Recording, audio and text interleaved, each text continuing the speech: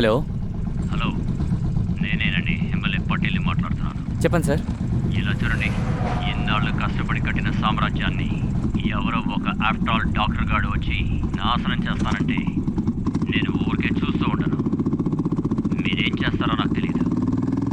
నాకు ఆ ఫైల్ ఖచ్చితంగా కావాలి. Okay sir. రే మావా, చెప్పిందే ఎన్నిసార్లు రా చెప్తావు? విని విని నా చెవులు పోయేలా ఉన్నాయి. తనకే పని అప్పగించారుగా, తన వల్ల కాలేదనుకోండి, అప్పుడు నేను చూసుకుంటాను.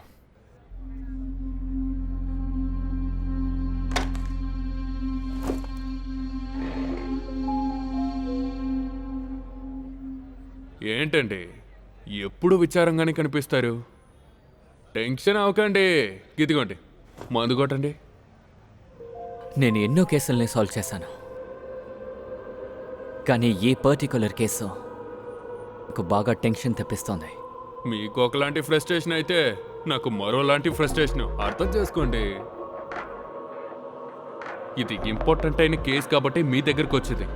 ఈ పోలీసులు, మీడియా, అర్థం చేసుకోండి. ఈ కేసు మనకెందుకు అంత ఇంపార్టెంట్ తెలుసా? ఒకే ఒక పిచ్చిదై రెండే రెండు కథలు చెప్పి ముగ్గురు వ్యక్తుల్లో ఎవరు హత్య చేశారు? మనకి కావాల్సిందేంటి? చూడండి, మీకేం కావాలో నాకు బాగా తెలుసు, కానీ ఈ కేసు మళ్ళీ మళ్ళీ మళ్ళీ మళ్ళీ రిపీట్ అవుతోంది. ఇరిటేట్ వస్తుంది. ఇలా చూడండి, మనకి కావాల్సింది ఒకే ఒకటి. తను నిజం చెప్పి తీరాలి. మనకి మంచి జరగాలి, ప్రజలకి మంచి జరగాలి. ప్రజలు ఓట్లు వేయాలి, మా బావ సీఎం అవ్వాలి. కానీ నేనే యూత్ ప్రెసిడెంట్ని. రే ఇలా రారా. నమస్తేనా? అదంతా ఓకే సార్, కానీ ఈ హాస్పిటల్ సెక్యూరిటీ సంగతి? ఆ హాస్పిటల్లే మా బావదండి. అక్కడి నుంచి ఎవరు తప్పించుకోలేరు.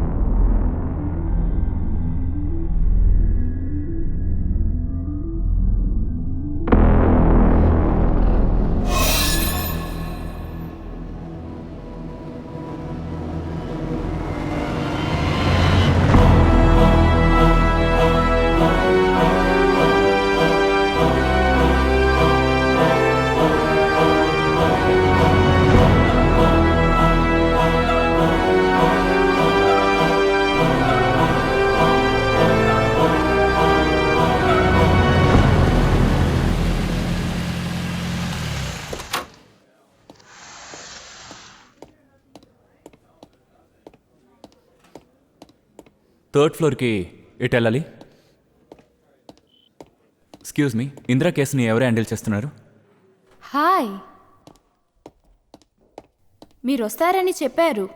ఓ అవునా, మీరేనా ఈ కేసుని హ్యాండిల్ చేస్తున్నారు? అవును, షీఈస్ వెరీ స్ట్రేంజ్, కొంచెం మూడీ. నేను కాసేపు ఆవిడని ఇంటర్గేట్ చేయొచ్చా? హార్ష్గా అడగకుండా ఉంటే ఓకే, కానీ మీరు యారగెంట్ అయితే she won't trust us. Okay doctor, మీరు నన్ను నమ్మచ్చు. ఈ కేసుని తొందరగా ఫినిష్ చేయాలి. పైనుంచి ప్రెషర్ నేను తట్టుకోలేకపోతున్నాను. ఓకే రండి.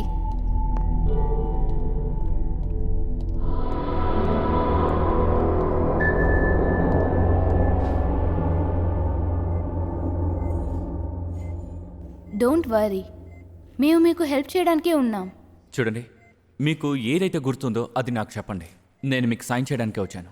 ఇంద్రా, ప్లీజ్ కోఆపరేట్ చేయండి. ఇంద్ర గారు, మీరు ఇలా సైలెంట్గా ఉంటే నేను ఎప్పటికీ మీకు సాయం చేయలేను. కోఆపరేట్ చేస్తే బాగుంటుంది.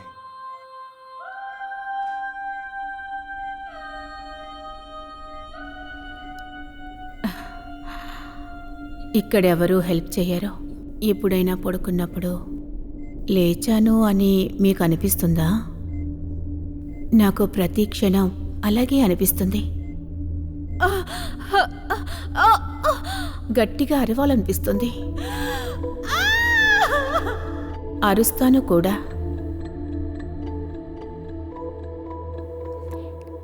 కానీ శబ్దం మాత్రం అస్సలు బయటికి రాదు. I can understand. చూడండి, అస్సలు భయపడకండి. మీకేదైతే జరిగిందో అది క్లియర్గా చెప్తే తొందరగా పని పూర్తవుతుంది.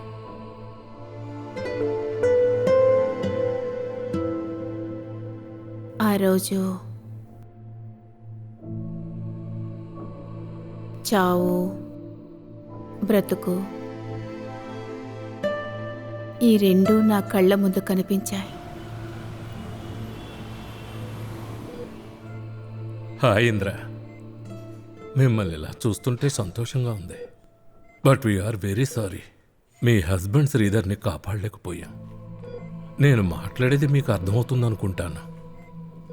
మీరు కంటి చూపును పోగొట్టుకోవడమే కాకుండా మీ మెమొరీని కూడా లాస్ అయ్యారు. మీకు రిలేటివ్స్ ఎవరూ లేనందువల్ల మేమే మా సంస్థ నుంచి ఒక కేర్ టేకర్ని అపాయింట్ చేశాం. కొన్ని రోజులు మీరు మీ ఇంట్లో ఉంటే మీ మెమొరీ మీకు తిరిగొచ్చే అవకాశం ఉంది. All the best.